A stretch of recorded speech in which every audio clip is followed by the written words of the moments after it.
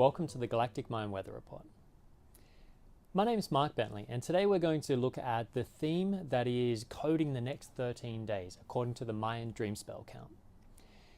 So today is known as the White Magnetic Worldbridger. So the magnetic tones are always the archetypes that anchor in the frequency for the 13-day period. You know, they attract and magnetize the essence of what it is we're going to be working on for the 12 days that follow. And for those that have been following the Galactic Mind Weather Report, you know we just finished off a cycle of 13 days of the Red Skywalker, where we were really evolving our capacity to open our eyes to see what we have actually created with our own minds, our own hands, in our own worlds, and what we are collectively creating together. Because it's very often that we get very one-sided views of things. So we've been challenged to open up our perspective, to be able to see the many different ways that life can be perceived. You know, there's no right or wrong in that. So that was a pretty powerful process. And today we begin the 13 days of the White Worldbridger Wavespell. Now these 13 days, the theme is going to evolve around, well, as it says, world bridging, crossing between worlds, creating the bridges between worlds so that people can pass safely from one world to the next. Now, ways that this may manifest on a personal level within your life is, you know, today especially being White Magnetic Worldbridger, it'll be really drawing up aspects of yourself that are ready to be let go of. Now, the tricky part to this is that often it's things outside of you that come into your life to trigger you, and it's your reaction you want to look at, not what's coming at you from outside, because you can't control the outside world, but what you can control is how you respond to it. So this White Worldbridger energy is asking for us to really have a look at, you know, what outdated belief systems, what ways of perceiving the world have we latched onto and are coloring the way we are reacting to the world around us. You know, are we still coming from this victim stance of, I can't do anything until something changes out there? You know, you hear that quite a lot. And hey, I've been guilty of it. We've all been guilty of it. It's very easy to do because we do have political systems that are very disenabling. You know, they're not very supportive. You know, on one side, we've got great things the government brings to the collective. So it's not about government being wrong. It's the systems we have in place that are facilitating things that are not necessarily for our highest good. Now we have an economic system that's taken over the globe that is destructive by its very nature. That encourages chasing profit, not creation, not communal benefit. So there are a lot of things out there, you know, and a lot of people that are still very much asleep in the program, that are very, you know, still believing and worshipping these false idols of, you know, corporations and money and these, you know, just idolizing so many things outside of themselves. And that's okay, because that's part of evolution. You know, evolution never happens as a peak of suddenly everyone opens up at once. It's this bell curve that happens. You know, there's the ones at the leading edge, you know, and that's not us. They were ahead of us. There's people that have been doing this for a long time. They were at the leading edge, and it was the hardest for them because they had to really begin to carve the way forwards. And then you see this bell curve, if you were to graph it out, where, you know, the amount of people that are waking up now, we're starting to become that the average everyday person is starting to wake up around us. So we're seeing all of these changes happening. So the first thing I want to really just highlight with what I've just said is this is an evolutionary process. Our technology is evolving, the world around us is evolving, and our consciousness, our capacity for awareness is evolving. And it's like a time release program. And in fact, that's what these codes kind of are. It's tracking the time release program so that we can be patient in order to let go of controlling what's happening and surrender to just being happen to, you know, being done, to be lived, to allow spirit to live through us, to evolve us, to really explore where we are now without worrying about how we're going to get where we know we are going. So this white Worldbridger Wavespell is a really powerful one for this purpose. It's here to really, it's I always say, and I've said it in these videos a million times, and I'm sure I'll say it a million times more, but I always get when I think of the white Worldbridger energy, I always think of, when you check into one of these cheaper airlines, here in Australia, we have AirAsia, Jetstar, that kind of thing, a budget airline. And when you use a budget airline, you have very strict baggage limits. So say 20 kilograms. I'm not sure what that is in pounds for Americans, but 20 kilograms here in Australia is quite common. Now, when you go up and you have 25 kilograms in your suitcase, and you say to this, I really should learn what they're called, the baggage attendee, when they say to you, when they weigh that, they will tell you, look, you're only allowed to bring 20 kilograms. So please take your suitcase away, open it up, and you're going to have to throw away or do something with 5 kilograms worth of stuff, because it's 5 kilograms overweight. So you go through and you have to look at your suitcase and go, okay, I can only take 20 kilograms. What do I prioritize the most? What means the most to me? What do I need the most for this trip ahead? And you go through your suitcase, and it's a challenging thing sometimes, because when you packed it, generally you want to pack what you're going to use, but you have to take it to the next level of discernment and pick out things. What's the heaviest to use ratio? And you throw it out and you drop it in a bin, you give it away, or you send it home with someone that dropped you off, or you do something with it. And you take your bag back with the 20 kilograms, they weigh it up, and then they say, on your way, jump on the plane and begin your hero's journey. So in a sense, that's what this 13-day Wavespell is all about. It's about taking a moment to really look at what you are carrying in your baggage, in your everyday life. Now, what are you carrying emotionally? What kind of emotional baggage are you carrying that's weighing you down, that cannot come with you going forwards?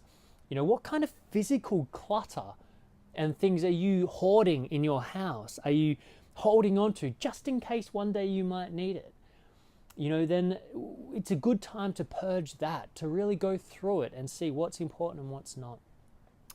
And it's really on all levels. What habits have you acquired over your lifetime? And are they serving you? Are they enriching your life? Or are they actually draining you and unconsciously pulling your energy away from you? So this 13-day Wavespell is really about taking check of how much you are carrying with you in every metaphorical level, in a sense. And to be discerning as to what are you going to take with you into the new world? Because we are crossing a bridge right now. And it's going to take time. This crossing into the new age is not instantaneous. It's a giant cycle. And it takes time. We've closed off the old cycle now the new one's beginning, and we're on the bridge in between. And we cannot carry all of our baggage with us. So if you've seen the meme today, and if you haven't, I've posted it under the video. I chose Robbie Williams today. He's a white magnetic Worldbridger. So that's the meme for today's report. Now, I thought this was such a beautiful quote that Robbie Williams has, because he was such a troublemaker and ragamuffin, and in his younger years, he really got out there and stirred people up, quite the womanizer, and all kinds of craziness. And in this quote, he was saying, people change. People do change. And that he wouldn't want to be judged for who he was, for his interviews when he was in his early 20s. Now, today, he would not like to be judged for who he was then, because he's changed, he's grown, he's matured, he's experienced. All of that recklessness of his younger age allowed him to test his boundaries and find himself more and more and more. And that goes for all of us. I thought about it today, and I thought, how much of my life and my work have I held back for fear of what others would think of me? I have been worried about, and this is a confession right now, a very personal confession to the entire planet, whoever's watching this. I've been deeply concerned for a huge part of my life, up until recently, about how my expressions would be perceived by others. because I am quite odd. You know, I do these videos and I put on this aspect here, but I love to explore the many aspects of myself and of life and reality. And to me, morality is such a strange thing. To me, morality as it's used in the modern world is very much tied up to right and wrong, do this, don't that, do that. But it's an external authority that made those decisions as what was right and wrong. And I've really, in my personal life, I live from my heart. Does it feel right or wrong to me? That's all that matters. Am I hurting someone else or not? How am I affecting the outside world? But still, in some of the ways that I would choose to express myself fully if I could, I'm very cautious as to how that will be received by the outside world, because I know, especially in this day and age with all this technology we have, that every video that I record right now, including this one right now, is going on record somewhere. That if I was to then run in politics, which actually I have done, I was running in the last state election here in Western Australia, then the media will have a field day going through all of my stuff and slandering and throwing that around to try and, you know, create this ruckus around it. And so what happened was I tried to hold in, you know, my full expression and just try and conform it to how I think the spiritual community would like to see me, how the rest of the world would like to see me, or how the political world needs to see me if I'm to be successful, how, you know, so many different things. That what happened is I forgot who I was. And I started, you know, really putting out a very sterile type of message, which still did the job. And slowly over time, I began to stretch my boundaries and be a little crazier and a little more daring in my sharings. And it brings me to today, where I've never felt more liberated in how I express myself. I've never really had such a freedom to not really care, you know, and I mean this in the most loving way, what everyone out there, what you think about how I should do something. Because in the end, it's not really your business. It's my business. It's my business to be fully aware and accountable for how I'm behaving. And it's my business to evolve my ability to watch you, to watch my audience, to watch the world around me, and to observe the reactions and learn from them, so that I can let go of certain things that, well, that didn't really feel like me anyway. So I tried it, the reaction was a bit, and then, you know, when I think about it, it wasn't really me. So I let it go. But there's certain things that are me, that I am going to hold on to. And you know what I found out? That the more that I let go of caring what others think about how I express myself in the world, the less reaction I actually got from the world around me. The less, you know, nasty comments, or the less, you know, provocative arguments I would get into. Because suddenly I realized I've got nothing to prove to anyone. This is just me exploring my hero's journey and loving every minute of it, and sharing that with you and with anyone who wants to listen. And if you don't like it, you don't have to listen. And so I guess I wanted to share that because it's such a powerful part of my journey, and I've watched how it's actually held my light back from shining fully, and only now am I starting to really open that up. And when I look around at the world, I see so many people like me. In fact, I could almost say everyone is going through the same process. We're all kind of holding back, worrying about what others will think. Holding back, worrying about if we're right or wrong. Holding back because worrying if we're going to hurt someone or not. And we begin to overthink things too much. And then it becomes just this stagnant, suffocating world. And what happens then is we begin to project that out onto others. We get bitter. We get frustrated because I'm not allowed to shine my light. And then we see someone else shining theirs. And so what do? We start judging them. Oh yeah, well, you know, I could do that too. Or yeah, well, that's not true because I know something else. Or, you know, and we start judging everything because it gives us a momentary taste of power. But it's momentary and it's not even real. And then it fades away and we feel cheaper. We feel cheap. We feel, It's a yucky feeling. So we run for another form of escapism to fill that gap. And so as Robbie Williams says, you know, people change. Everyone. And if we want real equality in this world, because that's what the White Worldbridger is all about. It's about evolving our capacity for equality. And we often think of equality for those that have been hard done by. You know, those that have had a really hard time in life. And 100%, that is such a beautiful reason for needing equality. But what we often don't think about is those who have actually been part of the problem. You know, those people who may have been working with the government in certain programs that haven't benefited our humanity and benefited the corporations more. We might be looking at, you know, who knows? There's so many examples you could come up with of where people have been doing things that may not have been for the highest good of our planet. But they change too. And if we're going to have any hope for transforming this planet Earth into a haven that we want to share with our children and our children's children, and to flourish and thrive, then we're going to have to find a place in our heart where we can forgive the past of everyone, where we can forgive the past of those who have been part of the problem. When they come apologizing, saying, I am sorry, I want to create something better, I have got this good idea, then instead of saying, no, you did this, you did that, get out, don't ever want to see you again.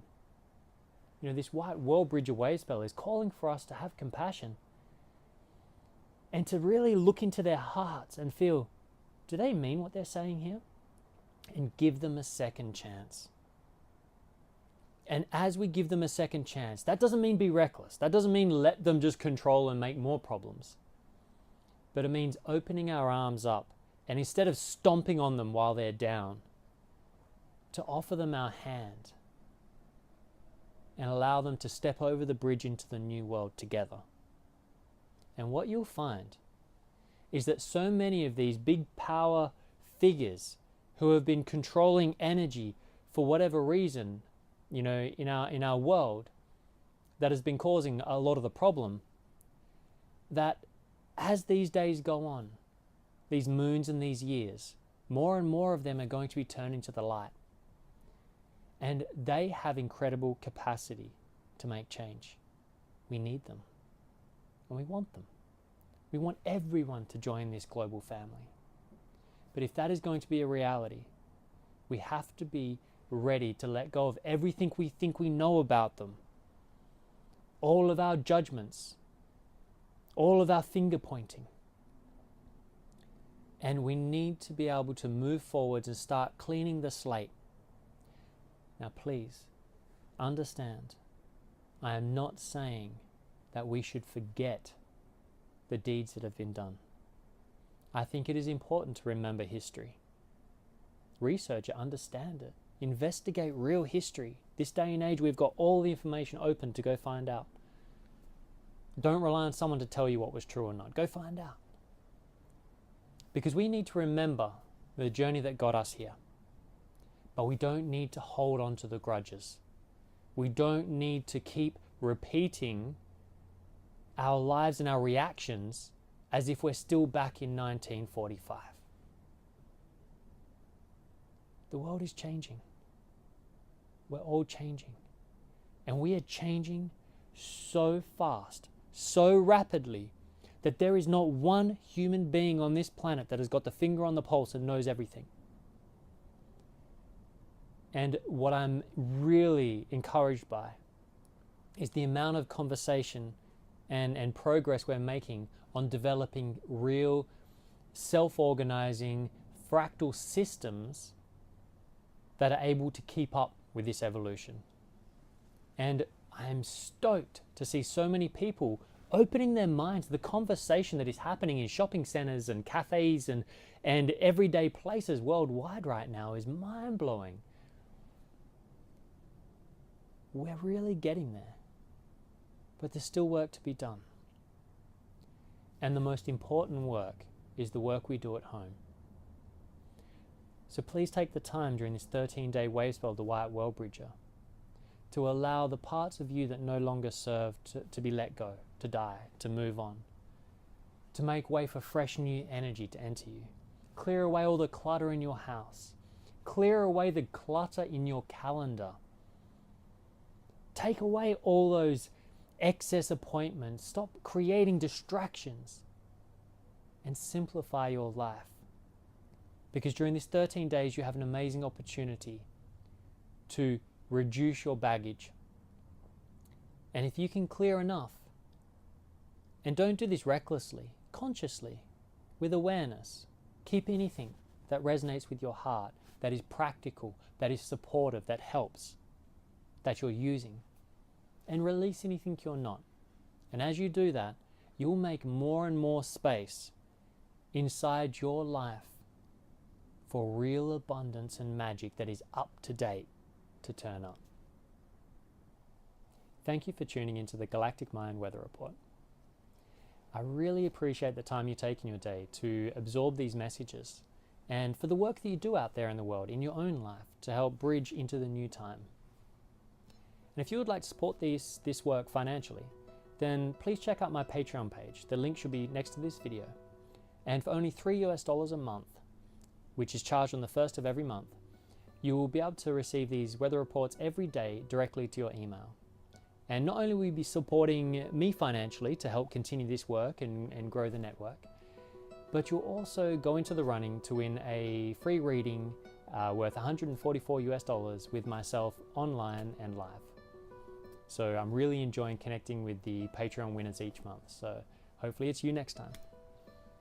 Thank you for tuning in Lakesh. So much love.